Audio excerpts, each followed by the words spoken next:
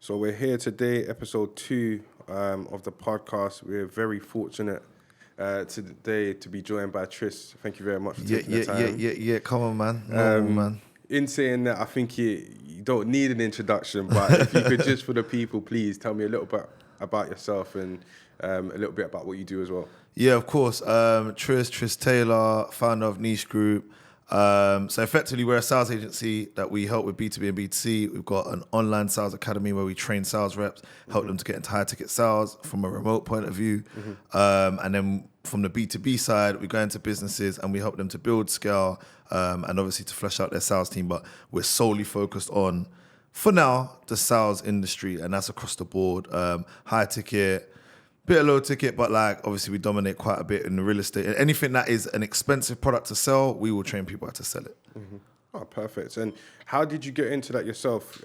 I know, but the people might not. You were doing sales yourself from quite a young age, right? Yeah, so I got into sales. Really when I was like 17, 18. No, like 18, 19. A friend of mine was doing high ticket sales. He was working in the city of London. And like coming from obviously like humble backgrounds that we come from and whatnot, like to see someone making the money he was making at the time, he was making like about 15, 20K a month. Nice. Which for me, like, unless you was trapping or you was a footballer, like that wasn't happening. So obviously, yeah, it got my attention. He was a friend of mine from school. And I used to say to him, like, what is it you're doing? And he was selling high ticket products. So basically he was selling like fine wine, he was selling luxury art, he was selling luxury cars, luxury jewelry, anything effectively like that someone of wealth would buy, but would collect, he would sell. So yeah, like he showed me the ropes a bit, he showed me the office, and then he showed me the script. When I saw the script, he was like, bro, you could definitely do this. Like before being in sales, I was known for building events. So I used to have events like in the area and stuff in like South London. Nice. So he was like, bro, you fill out your events, you know how to sell, like you'd be good at this. So it's a no-brainer, like when you start seeing your friend make a lot of money and he's giving you the in, like you'd be a fool to not follow through, you know? Of course. And you had the transferable skills to do that. Like maybe if we can just go a bit about that.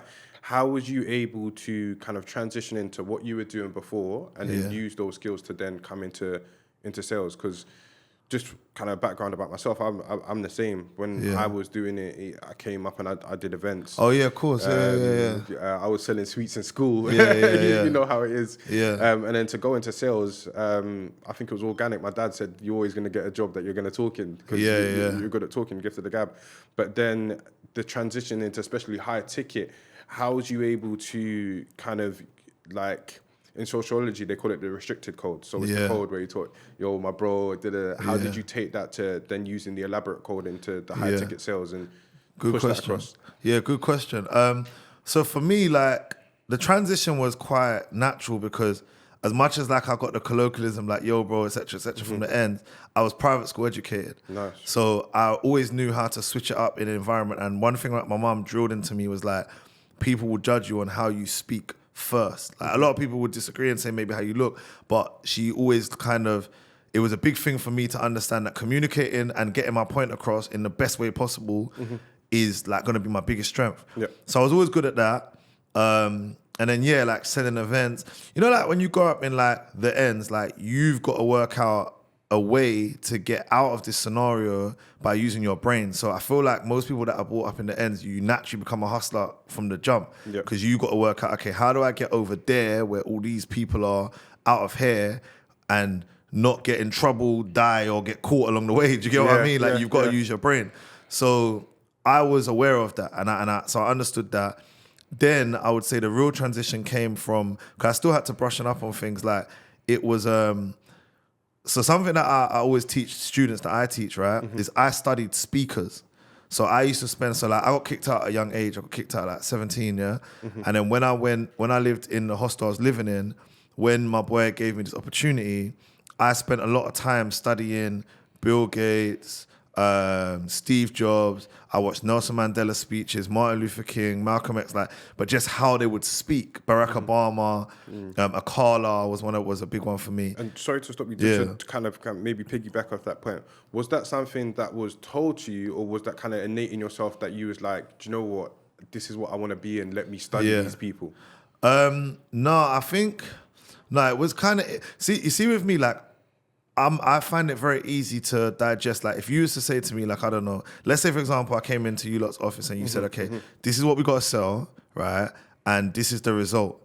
I am good at working out the best way to get there. Yep. So we could all be in a race. I could be like with 30 other brokers, for example. Yep. They might get a deal before me. They might move off the starting ground before me. But I would end up getting there more efficiently. Like, I'm very good at like working out a quicker way or a better way. Or like, I'm always that guy that'll be like, you're so jammy. Like, last week of the month, bam, I'll beat everyone else on the board.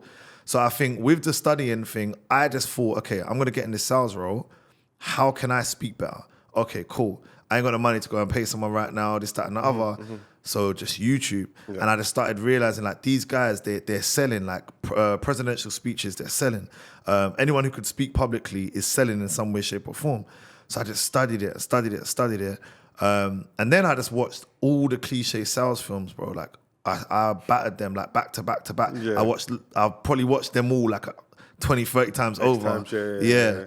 And then when I finally got into the role, it was like I had a certain level of skill. Do you get what I mean? 100%. What I'm taking from that is sometimes, like, we live in an industry or in a world that everyone kind of hammers on. You have to work hard. But what you've just said there, sometimes you have to work smart.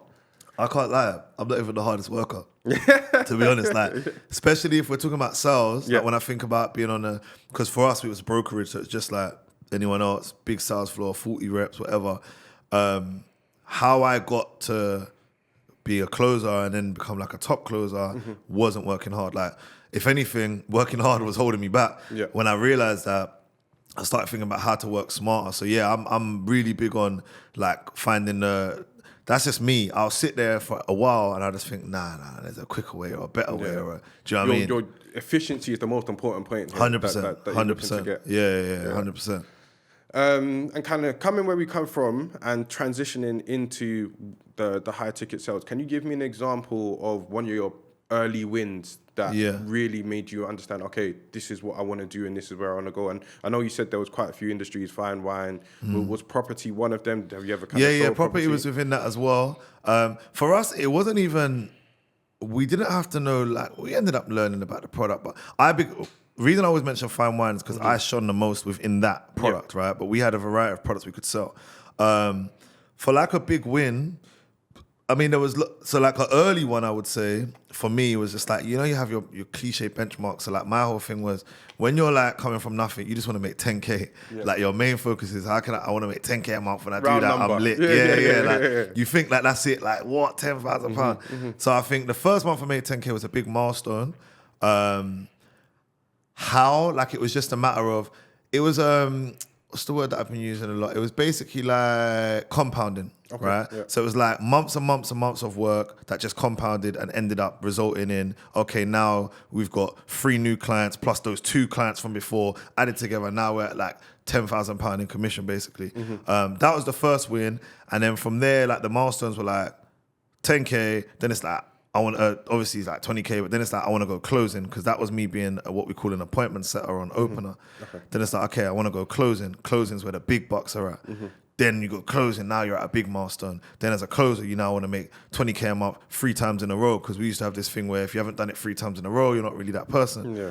So then you do that. Now you're at that point and it's like, okay, now I want to make 50K a month. Now you make 50K a month. Now you want to buy a certain car. Like, do you know what I mean? It just keeps going and going and going. So yeah, they're the main milestones from a career point of view and like from a financial point of view, Oh, fantastic. So it was more of an evolution, and then once you get to a different stage, I've had it myself, you set these goals and you hit that stage and you're like, maybe this, especially in the UK, the money that I thought that was going to be enough, is it enough, and it needs to change. Definitely. I'm a big believer on like, the goals, like for me now, and since that period, is not really financial based. Like I always link the goal to something, and then the money just comes anyway. Like I'm not really a mad money focused person. Like this month I gotta make 60K. Like I just more think, okay, what's the vision I've got of me right now? Like I even said this yesterday to Cam, my business partner. Like I was saying to him, bro, my next chapter vision is like it's super clear for me now.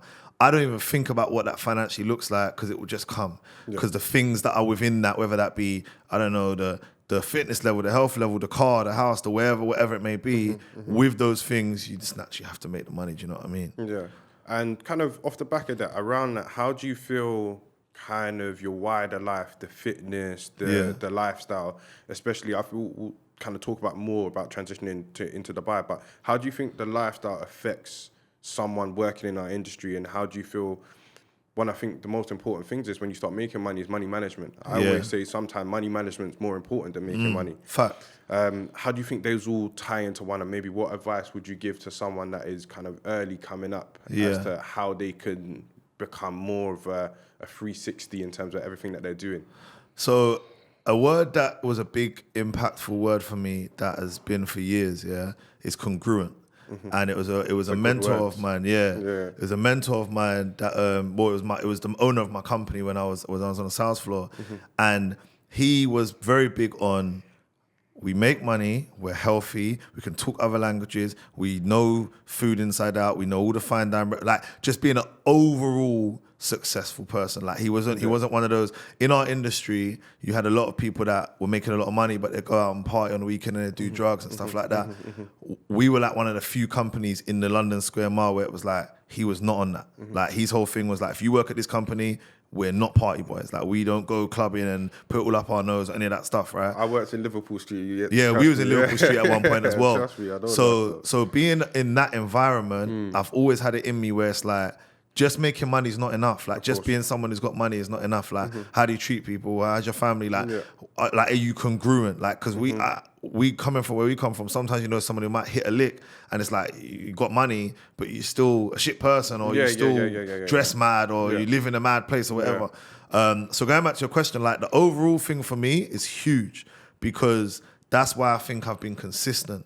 Because for me, it was never just about money. If anything, it's hardly about money. The money just is a byproduct of everything else. Like what else I'm focused on. So like you said, right now is something I can speak on because it wasn't really a thing for me before. But I've been really big on my fitness this year. But I've never been into fitness really. So why have I done that? Yeah, okay, being fit, looking better, yada, yada, yada. But I link that with the bag as well. Like I understand that. Like for me to go to the next level, there's things I've got to do that I haven't done. I want to be more in shape. I want to be mentally sharp. I want a better relationship with God. I want to eat right. Like I want to treat people better. I want to be known for better things. I want to say no to things that I used to say yes to. I want to stop smoking. I want to stop, do you know what I mean? So yeah, like for me, bro, I think for anyone coming up, like the first thing I'll say is focus on the overall package. Like who you become rather than just what you acquire. Like what's the vision? Because once you set that, everything else just falls in line anyway. Do you get what I mean? 100%. If you've sat there and said you want to be the next, I don't know, let's say Jay-Z, well, okay, let's go backwards. What does Jay-Z do? Where does he eat? How does he treat people? Is he healthy? Reverse engineer it. Do you get what I mean? So that's that. For the money management thing, I wasn't great at that in my early years because I made money at a very young age. Like I was 20 when I first made like 30K in a month and 2021. And that for me was a lot of money for a young man. Exactly. Especially coming from where we come from. Exactly. Yeah. Nowadays, I think they've got more like the younger generation have got more resources 100%. To learn. Like they know, like I've got even young guys around me, young guys in my team, young guys I'm connected with online, and they're making like 400, 500K a year, but they know what to do with it because like whether they're in crypto or high ticket sales or whatever, they're kind of, there's enough stuff on YouTube now. Yeah. For us, there wasn't really, right? Well, there probably was, but we weren't thinking about that. I do think we were the pioneers in that sense. I do feel like what we were learning from, if you're like me, so I have 2 immigrant parents. Okay. My parents, for me, they're not millionaires in the sense where they have £1 million in the bank. From where they come from, they're millionaires. Because from the life of where they come from, living in a village to what they did. Yeah. However, what that kind of made it hard is, it's hard to learn about where you want to go in life if you're going to talk about these different types of money, because they never had to manage that type of money. They can't relate. Exactly. I was always told by my mum, I was like, Mum, I want to do this job, I want to do this job, oh, it's commission basis, etc. And she's like, Stephen, go work at TFL. And my mum works for TFL. Both my dad's an engineer, my mum works in the ticket office. And I think it's absolutely amazing what they built. But I said to my mum, you can't want from me what you have, because you've transitioned over and I need to be it's a different era as well, to do that, And if we look at YouTube, I think YouTube was created in 2006. And I left school I think I was 16 in 08. Yeah. So to go from there, and when we had YouTube, it was a lot more about pranks or KSI was coming up. But now you have that education. It maybe goes back to earlier, I think something that you mentioned that's really important, a mentor. Yeah. How did having a mentor help you? What would you suggest for people? Because I know that you run an agency yourself, and maybe that we can lead into that. What do you think a mentor does for you? For me, it's super important. Like everything that I say, even if I come and sit here and say this on a podcast, it's been regurgitated for the last 12 years. Do you get what I mean? Like these ain't new Trist theories. Like I learned successful principles and I just stuck to the rules. Like, and the rules are passed down to me. Like my first technical, like business, sales, whatever based mentor, was the CEO of my company. It's kind of my best friend who got me the job as well. He kind of, by default, he mentored me, but not was he older than you or same age? He was my age. Okay. So I went to a sixth form in, where are you from again? I'm from like Battersea. Okay, so I went to a sixth form in Hayes, right, which is like out in Bromley. Yeah. But I'm from Lewisham, so going out to Hayes is like OT basically. Yeah. Sorry for me. Yeah. So it's like going far. And I met him in this school. And us being friends was like, we probably wouldn't have been friends from the estate. Like it was because of where we was. Yeah, the environment. Yeah, and it helped me open up my eyes. So he, coming from a different background, he's a white guy from more of a suburban background. Naturally, I started to learn things from him. So he was naturally a mentor. Even to this day, yesterday I messaged him like, "Yo, I want to get this watch. What do you think?" We're 33 now. We've been friends since we were 17. So he's still a mentor of some kind. Like do you know what I mean? But yeah, the mentor I had was my owner of my company. Then someone I post up a lot online, being Alfie, is a friend of mine. He was a mentor to me as well because he was older than me, and he was in the same industry, more successful. But yeah, to answer your question, super important because success leaves tracks. Like it's not like nothing is really new. Do you know what I mean? So all you've got to do is go and learn those principles. There's a formula, there's a blueprint there. If it isn't people, then it's books. Another thing I was heavy on, like still am, but more when I was younger, like I used to read a lot of books about personal development, business, sales, psychology, human psychology. And within all of that, I got enough to be able to say, okay, let me apply this to my life and then crack on. Do you know what I mean? What I'm taking from this is, as in myself, is your response.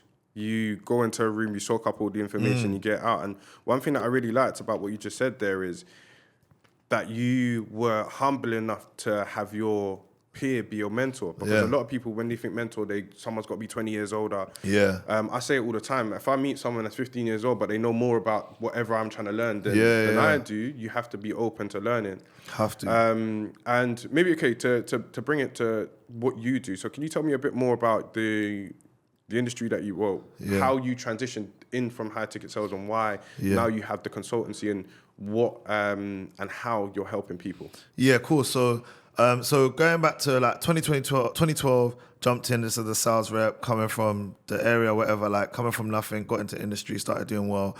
Took that all the way up to 2018. So in the middle of there, I went from being a sales rep to leading the sales floor, to training the sales floor, to running my own training company where I was training multiple sales floors in the UK, right? So I would go into floors and I would basically train them. And it got to a point where many companies were seeing the differences and they're giving me percentage. But at that point, I mean, I've always been business savvy, but to be honest, I was just focused on getting to the bag. You're young, you're 22, 23. My friendship group, like we all ended up doing quite well for ourselves. So we was just focused on just like building a life. I wasn't massively thinking about scaling it and impact and all these things. 2018 or 17, I started a platform called Grow Daily, which was like the first, one of the first personal development blogs on the internet, right? I follow Grow Daily. I have for I swear. Yeah. So this was like the first of its kind, right?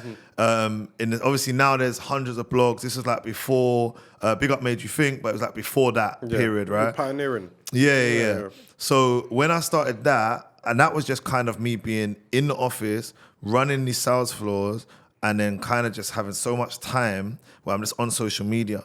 I'm teaching these sales reps, I'm leading the morning meetings, and what I'm saying to them, I'm thinking, oh, this is actually a gem. Like, I didn't see it as that. I'm just telling you what I've learned and what works for me. And they're inspired, and they're like, oh, and then I become a lot of other people's mentors. So I'm thinking, okay, cool. There's nothing online, where we got the idea from was back then we used to have World Star Hip Hop. Yeah. And obviously Grime Daily, yeah? And then Link Up and SBTV. So me being like, firstly friends with the owners of all three of those, and then seeing the way they built their platform, I was thinking there's nothing like this for mindset. It's all about music. So we wanted to create something that was a hub for personal development where you go on there and it's just motivational videos, which again sounds mad now because we see this every day now. Yeah. But at that time you wasn't seeing this, right? So I can attest to that. I grew up and that's probably why I was so attracted to iGrow Daily, because it was something that was different. For you to say iGrow Daily means you remember it from the beginning. Because that's how we started it. That was the early days of it. I even remember the blue little... Yeah. That's what it was called at the beginning. Because it's like you said, there was a gap in the market for it, and you have a lot of kind of conventional, you play football, or if you're African, you're a doctor, you're a lawyer, etc. Yeah. But how do you go into this? How do you go into sales? How do you go into to these type of market? And having something like that really does help to 100%. So it was like a hub, right? So that was the first step towards where I am now, I would say, because that was my first step onto the internet. But I was still behind the scenes with it. But we were just building a brand, started doing interviews, YouTube, yada yada yada. This is 2017. But in hindsight, a bit too ahead of our time because blogs wasn't really a thing yet. Yeah. I'm Just Bait had I'm Just Bait, but he started similar times. Like, to give you context, I met Ants, who owns I'm Just Bait, when he was 17, outside a Caribbean food shop in Fulham, and he was saying to me, "What's Grow Daily?" because it was all over my car. And I'm saying, "What do you do?" And he's telling me, "I've got this blog." That's how early on we're talking about. Like, he's having to explain to me, "I've got this blog." Like, I don't even know what it is. So that's the first step. Then I started realizing, okay, cool. I've got a bit of a knack for this, like teaching and inspiring, whatever. So then fast track now, I come out of sales. I go to LA for a while, spend a bit of time over there. But I got to a point where, if I'm being honest, I had made a lot of money and I'd hit a lot of my goals, but I didn't feel fulfilled. So I started looking outside of sales. I started itching, like I started thinking, Can I ask why? Good question. I think it's like, cool. Like, when you're young, you put all of your emphasis on if I make money, right? Yeah. For me, I had everyone has a different why for why they make money, right? But it usually roots to some form of childhood issue, trauma. Not saying it's negative, but it's something you've been through as a child. Intrinsic, something that you want to kind of give and achieve. 100%. To feel in yourself. Some people it's validation. Some people it's providing, caring, whatever. For me, in hindsight, I've done a lot of self-work. It was validation as well as helping, right? And the main validation I think I wanted was from my mum and my family. So me going in to make money was just to show my mum, because I dropped out of uni, by the way, which I've missed out on, right? So I went uni for a year, did sound engineering, wasn't for me. I just wanted to make money. So I dropped out. My mum said, "You need to be doing something." I went back to uni to do events management at London Met, dropped out 6 months later. It just wasn't for me. So her thing was, you need to do something in this house, Yeah, 100%. So for me, making money was my way to be like, done something. Like, do you get what I mean? It was I'm not a failure. Like, my mum grew up, she had me at 17. Statistically, I shouldn't be where I am. So that was like me showing the world that, look, we're good, yeah? But that's great, but there's a negative side to that, which is I've put so much emphasis from 21 till 27, 8 on money. Money. Look at this, I can do this, I can help that, I can do this, You get to a point where it's like it flatlines because now you've done all the things you wanted to do. Now what? Do you get what I mean? So now you need a purpose. So I think that period of where I went to LA, Grow Daily, all that period, and it's not, like, I'm probably mixing up the order, but that period was me kind of trying to work out what's my purpose, because it isn't just making money. And then I started to kind of tap into like inspiring, teaching, helping, like, because I realized that if it wasn't for me switching my mindset, I might not be where I was. So I started to, like, where I'm from, I'm one of those guys where it's like, I'm the guy in the block where I'm like, you lot are cool, you know, like, let's do this, or let's do that, or you should turn that into you should do this, bro, or do you know what I'm saying? The man with a plan. Always. So I started thinking maybe that's just my purpose, to always help people. So I go to LA, I come back. When I'm in LA, I meet these guys who run this big car wrapping company out there. Nice. And they're just lit, like they're just living big. They're doing like Chris Brown's car, Kardashian's car, they're living big. So I'm kind of like, yo, like, I only really put money close to high ticket sales, which is all I knew. Yep. Obviously football, not even music. Back then, music wasn't even making money. Like, I can't lie, it wasn't even music. It was football or hustling, right? Yeah. For what corporates as well, but for what I looked at as attractive. Of course. So to go to LA and meet these guys who are like young guys, cool white guys, but they're just mad cool, and they're making a lot of money, they're lit. I've always been into my cars. They've got sick cars. They're wrapping their cars, customizing cars, working with celebs. I'm like, okay, maybe there's another way I've just found. There's another lane. Yeah. There's another lane. So in the UK at the time, all we really had as a big, there was loads, but the big dog was Yanni Maz, which you all know, right?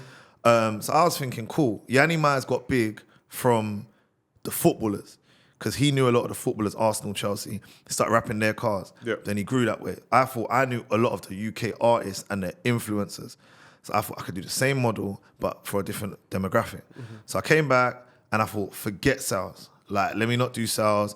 Like, I've got money behind me. Let me just do the car rapping. So I built a rapping company with my partner called Rap City. And that was, again, arguably kind of like the first of its kind. Like, there was a few others, but that was kind of like, it done very well very quickly. We rapped Stormzy's car in like the first month. Like, we've done all the UK artists' car. So now I'm in a whole different space. I'm in a different bag. I'm now shifting to entrepreneur from just being like, really it was just like, they're just getting to money, like they're just making money, whatever. Yeah. To it's now like, okay, business owner. I'm a business builder, Like, I'm registering my business. I'm going through things that, because building a sales-based business is very different to building like a car wrapping business. It's totally different. So the things I had to go through, building the unit, refurbishing the unit, finding the right place, like a lot of stuff, it changed me as a person. So now I'm kind of like, okay, cool. Then I built a personal brand around that. So my first personal brand was Trist Rap City. And that was, he's the guy who runs the rapping company, right? But he also has Grow Daily. So then we go through that. We do that for 2 years. Lockdown comes, hits us. No one doesn't want to rap their cars anymore. So now I'm kind of like, all right, what am I going to do? I end up getting, which obviously I know is where you're going to go, but it's kind of in order, opportunity to come to Dubai. Yeah. To open a shisha lounge here and lead on the marketing and the branding of that, right? So I said, within 6 weeks, I was like, I'm out of here, because it was lockdown for UK. I'm like, I'm out of here. I didn't really know anyone here, but I knew this guy who I partnered with. So like, he was like from my area, he was man them. I was like, all right, cool, no brainer, I'm moving. Came here, opened the shisha lounge, built that, scout that, did very well, made a lot of noise around it. 2 years later, we ended up parting ways. He still got the shisha lounge, now it's still there. So then we now get to this point of where we're talking about now, niche group, cut the crap sales, etc. Right? I meet Cam on a yacht in September 2022, yeah? But in between then, a bit that I've missed out is I go through crazy downfalls. Like, I hit rock bottom when I'm out here. Like, I lose everything. My business closes down. I'm having issues back home when it comes to like legal issues with my business and tax issues, and I'm just going through hell. Yeah, I'm outside with this one all the time, doing whatever we can do to just drown our sorrows and stuff. Just trying to work out a way to just carry but I'm in a bad place. I meet Cam when I'm in a bad place. When I've met him, he's at a stage where he's doing something what's called SMMA, where basically he's online and he's social media marketing agency. So what they do is they help businesses to like get people on board to come and fix up the social media, to scale it basically, right? So he's doing this. I meet this guy. To me, he's a kid. He's like, now he's 25, so he's like 8 years younger than me. But he's telling me he's making like 20, 30K a month.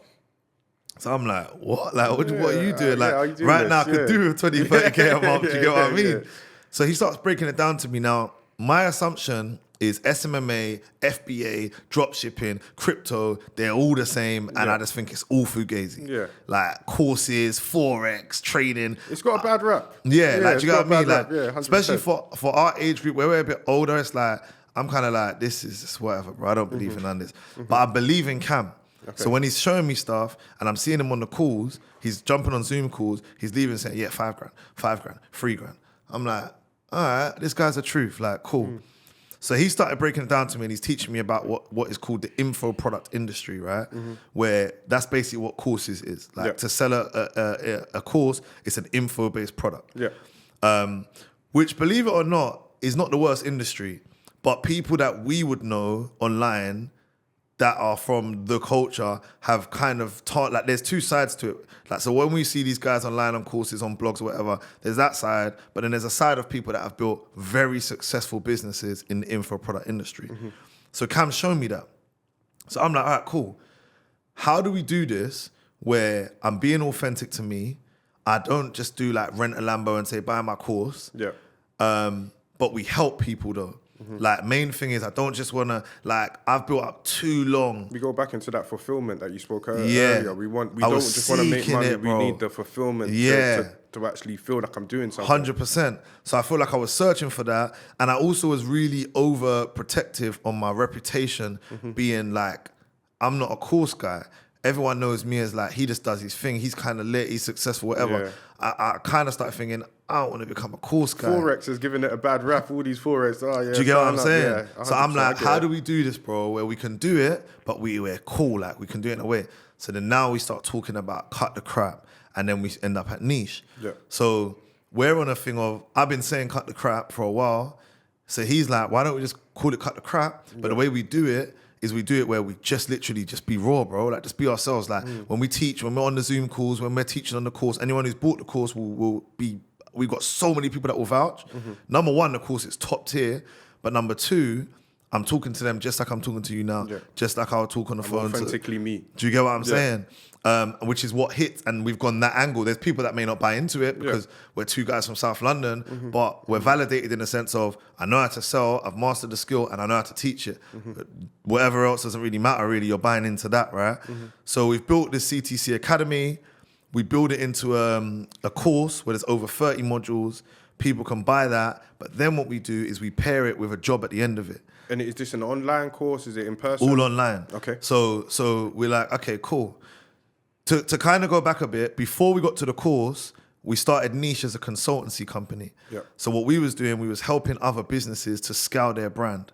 So if you was building, let's say, for example, you guys are building your business, right? And you're like, okay, cool. Trist, I've got this idea. How do I, like, we're doing, let's say you're already doing, like, I don't know, 20, 30K a month, or you want to get to like 100K a month. How do I scale it? How do you scale it? We would come in, we'd look at your systems, we'd look at how you're marketing, lead generation, we'd look at every part of the business, and we'd say, okay, cool. We're going to charge you this. This is our monthly retainer. We'll help you, and we'll do it. That was the foundation of Niche, yeah? So then we shifted a bit, and then we shifted a bit because I couldn't leave the laptop because the Zoom calls were like 8, 9 Zoom calls a day, and I didn't have a life. It was good because I was on my comeback, like, so I was starting running it up and we started doing well, but I just didn't have a life. I know the Cam. You don't have the autonomy of your time. Yeah. Which is probably the most important thing. Yeah. So then Cam's like, we should automate this. Okay. So we should start to shift a bit from just the business side to, like, he's like, right, you know sales, why don't we teach it? You've taught so many people, let's teach sales. I'm like, cool, I love sales, let's do it. So we build this course, over 30 modules, but at the end of it, we give them a job. The job is in a high-ticket sales role. Again, now we'll get onto like real estate. We started placing people in real estate companies because the network, you know how Dubai is, it's easy to meet people that are in real estate. And because I did have a good network and a following, I started getting the brokers, like loads of brokers follow me because they were just seeing me talk about selling and mindset. And obviously when you come over here, it's hard at first. You wanna be inspired. You want to follow someone who sounds like they know what they're talking about. So cool. Success breeds success. Yeah, do you get what I mean? So we started getting that interest. Course started doing very well. And then as time went on, this is like how we kind of became a bit of a name and I'm not even going to say it like we're one of the biggest names in the real estate industry because we've tapped in and tapped out. Like, it's not our only focus, but I would say... Guys, you're being modest when he says that. No. Do you know why I say that? Because there's so many clients we still want to get on board. We would love every company to be our client. But sometimes they've got in-house trainers, But I would go out on a limb and say that if you're in real estate here, you probably do know who we are in the sense of, like, we're about, if you are serious about your job anyway, if you're online and you're trying to find gems and things that's going to help you succeed in your sales career. Like, someone like that you described, someone like yourself that was young, that was wanting to learn. Yeah. And we talked about not having that. This is something that we have. We didn't have Cut the Crap when I was growing up. Yeah, exactly. To jump on your phone and to be able to see, do you know what, this is a guy from my area that has the same background as me, that has come and pushed. And I know we skimmed over it, but even the transition to move to Dubai, that's a huge step. Yeah. To move to Dubai and then move to Dubai and not be successful as you were already having success. I know on how that can be, because I've had my ups and downs. You start to question yourself. Is this the right choice for me to come here? 100%. Do I go back to what I'm used to? And I think one of the phrases that I like the most is, if you want to take the island, you have to burn the boats. And I'm a big boat burner. Because you're forced to have to achieve what you want to. And to go back into kind of knowing people in the industry and the industry knowing you, I think where you are now and the brand that you've built, not just on the real estate side, I think it's more of a cultural thing now. There are lots of bits to look at and say, that is a person that I would like to aspire to. Let's just sit down and have a conversation. Thank you, bro. I appreciate it, man. Do you want 100 grand or do you want a conversation with Jay-Z? And sometimes that conversation can help you level up and move forward. 100%. And in the courses that kind of you put forward, you've seen a lot of different brokers and you've seen a lot of different people. How do you manage different personalities? Is there kind of one route works for all, or is it kind of more subjective and tailored towards the clientele? Yeah, it just depends on them, because like, for example, right, real estate is a mad game, innit? Because like the type of brokers I've come across, like I've seen brokers of all different kinds, right? You've got brokers that really care. Like one thing I like about you lot's team is you lot are taking it seriously, and you can see that just in your day-to-day actions, like the way you lot are building your brand. Like I love what you lot have done, because like I said before we recorded, you don't seem like your average brokers. And what I mean by that is, a lot of people move here for the hype, innit? Like, it just feels good to say you're in real estate, innit? Do you know what I mean? And I've had those students that have come through. I've done one-to-one with some of them, and some of them have come, they've failed, and they've gone back home. Then I've had others where they've come, and it's like, I can tell you really want this. Like, I've got a student called Fabian, right? And he's here in Dubai, and he's doing really well for himself now. But when I first took him on, he was like, it was hard for him. He spoke about this on my YouTube channel. Girl was funding his life. Real estate's hard, as we know, commission only, right? But as a person, he was one like who really wanted it. He was willing to. At first, he wasn't, because he was like partying and whatever. But then he realized, like, yo, life's serious. Dubai's not cheap. So he tapped in, and then we started really working together properly. But not even just sales skills. Like I helped him a lot on like how to close bigger clients, how to build rapport with the locals, because obviously that's not the easiest thing. How to deal with objections, how to work in such a saturated market, because it's mad saturated. But I think the big keys were his mindset towards it, because I think where a lot of real estate brokers struggle, right? And I'm not straying for your question in regards to personality, by the way. Where a lot of them struggle is, number one, it's very saturated. Number two, some of them are very distracted. Do you get what I mean? Like, as in, when I talk about my sales career, a bit that I forget to mention is I sacrificed most of my life to become sick at it. Like, there was no social life. I changed my number. I left my area. I was waking up early. I was reading. I was eating better. I was doing all these things. So I didn't just...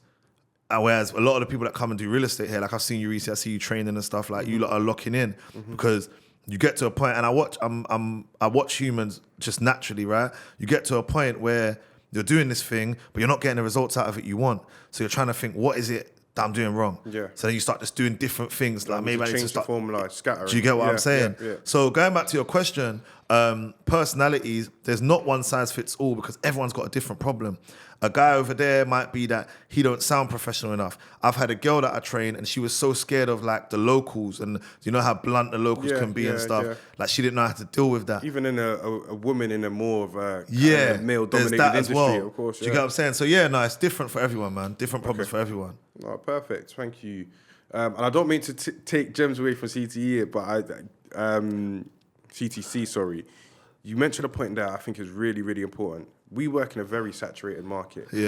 how do people stand out? How do you make yourself different? And like it's a weird question to ask. How do you make yourself different? Because everyone should have it in themselves and go about because they are different. Yeah, because they are different. But okay, how do you stand out then? What is something that potentially you could give to say, don't do what everyone else is doing?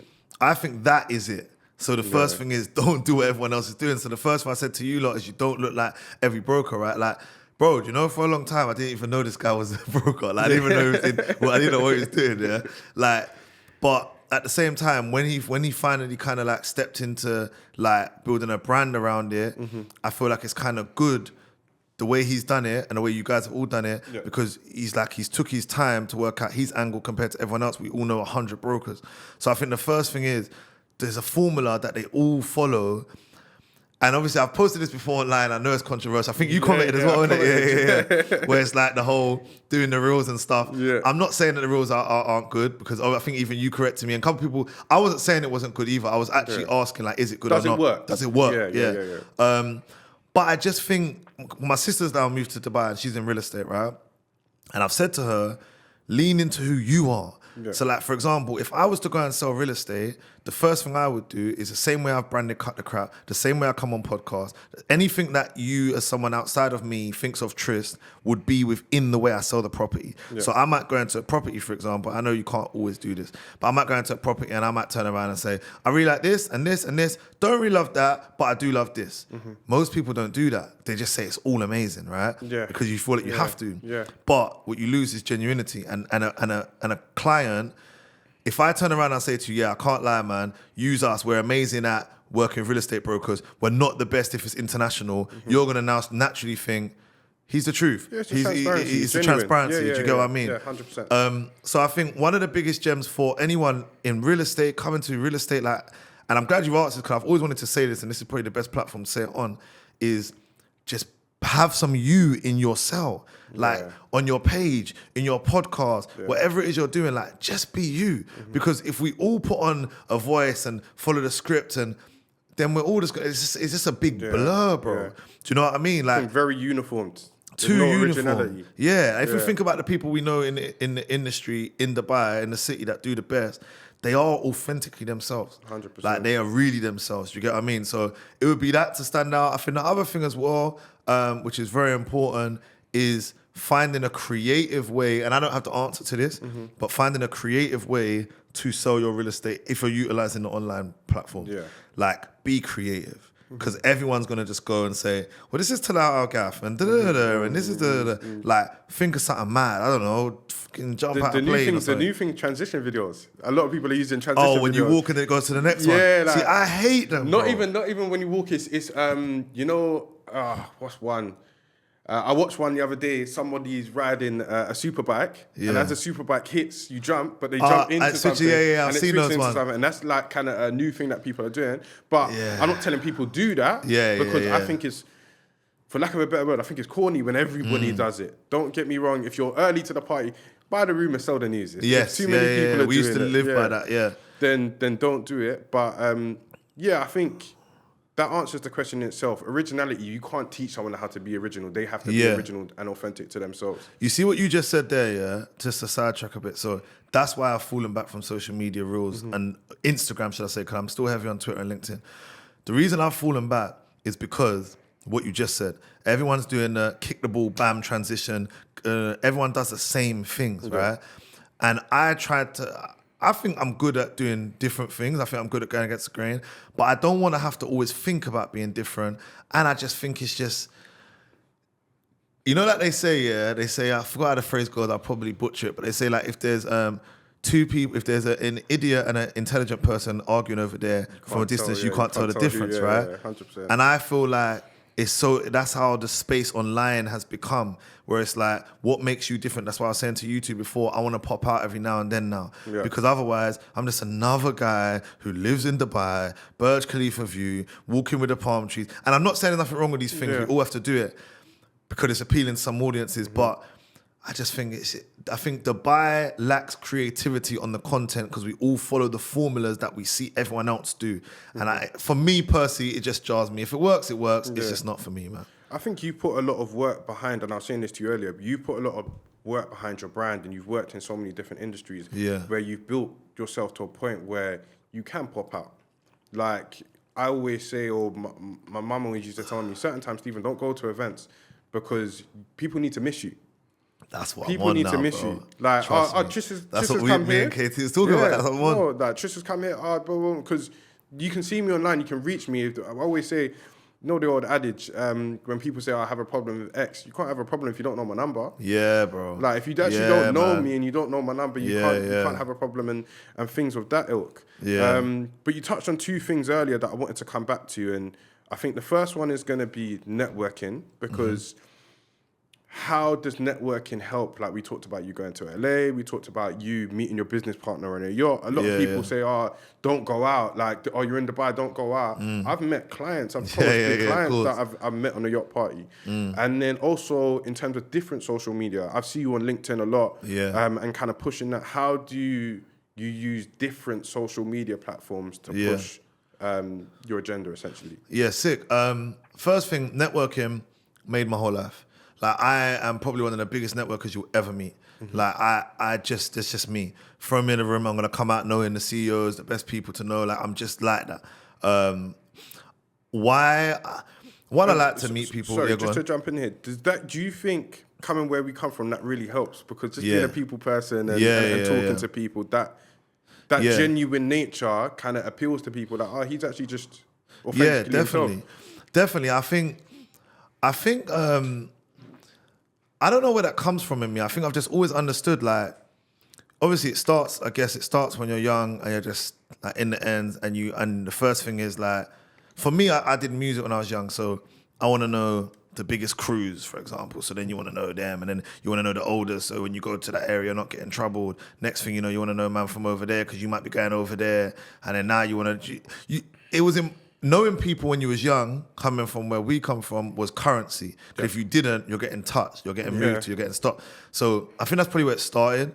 Then I saw the benefits of it. So I saw that, like, my friend said to me the other day, I'm always the ringleader in any business that we do because I'm the one who will put the play together. If you come and said that you got this idea, I'll say, all right, cool. All right, actually, let me hit my man. The nucleus. Do you get what I mean? So networking, and I hate how cliche it's become, but it's good actually because everyone hears it, is super important. For me, when I first came to Dubai, I was told, spend your first year outside. And I listened, and it was the best thing I could have done. Okay. Like, even though, I mean, on some ways it wasn't, overall, it was the best because knowing people in Dubai is super important. Like, especially if you come here, you don't know anyone. Like, more people so than anywhere else. More so, yeah.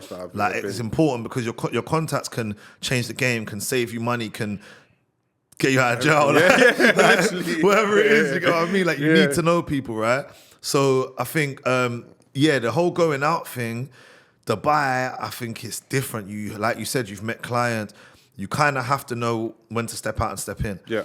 You do have to know when to stop going out, but I think it's important to network, like, especially if you're doing real estate. Like, I said this to my sister, I said, you got to go out, do it. Like, my sister's all like one oak on a weekend. I'm like, this is crazy, but she needs to. Yeah. She needs to go through it. There's no point coming and just sitting in the house because there's so much you miss out on. So I think that was your first. What was the other question you said? Social media. Yeah, social media, like different, like LinkedIn is a big one. And I think, again, to talk about where we come from, LinkedIn's not something that's taught. I actually took a LinkedIn course. Oh, really? And ever since then, I've been flying on LinkedIn. And one of the biggest things I think about social media is people say, I only get 300 views.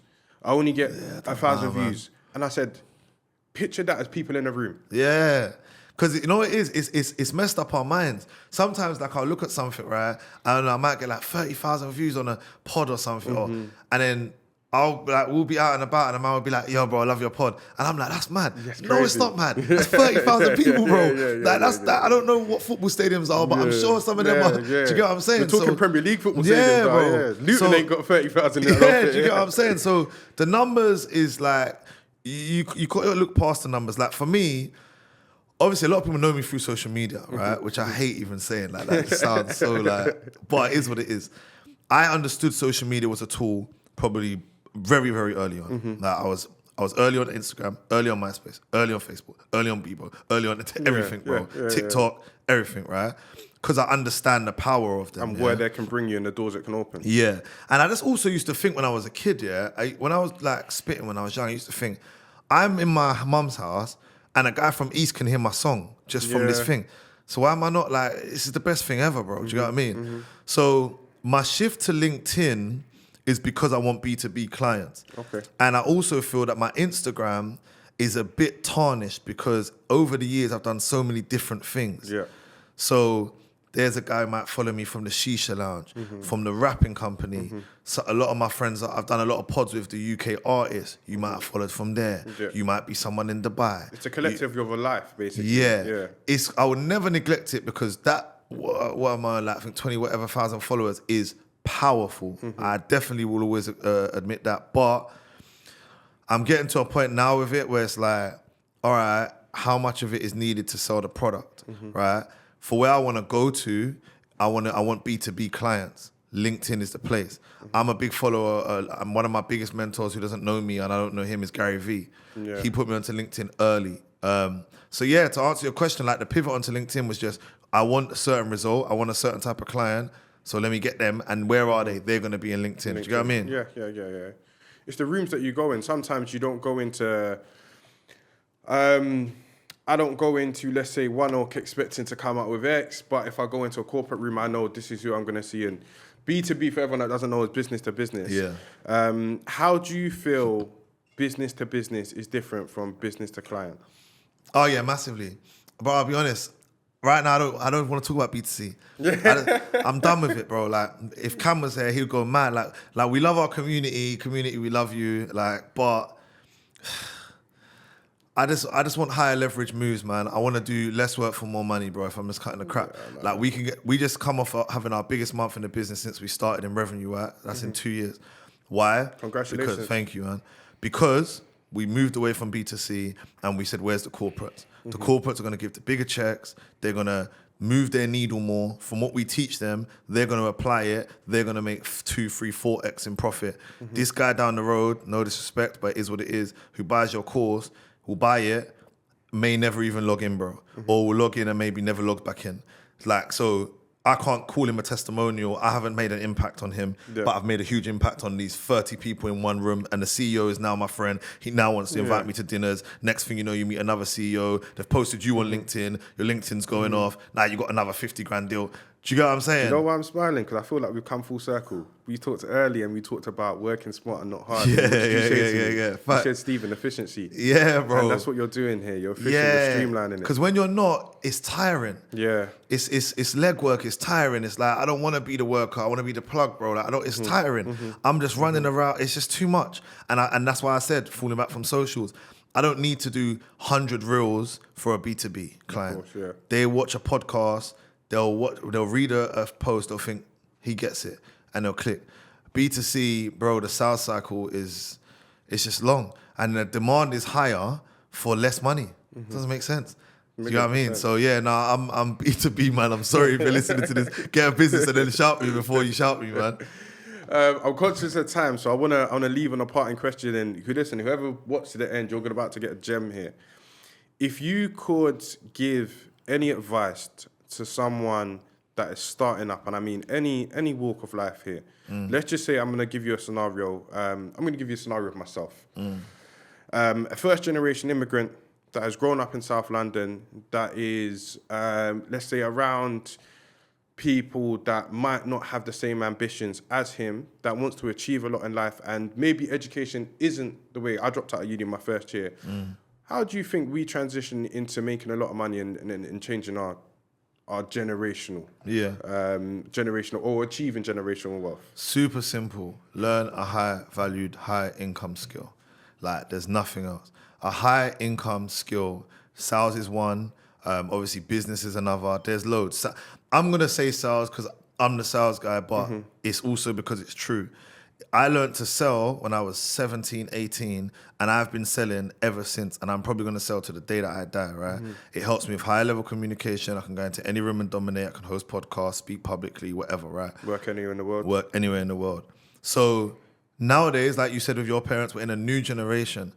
what was once bricklaying, electrician, etc., is now, and I'm not saying those skills are not valued, because they are, but who knows where the world's going to go, by the way, because AI may take them out, who knows, right?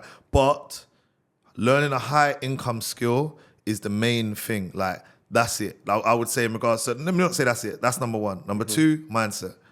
Like, actually understand what an abundance mindset is. Study success, like learn success. There's rules to this. Like, it's not, you don't have to wing it.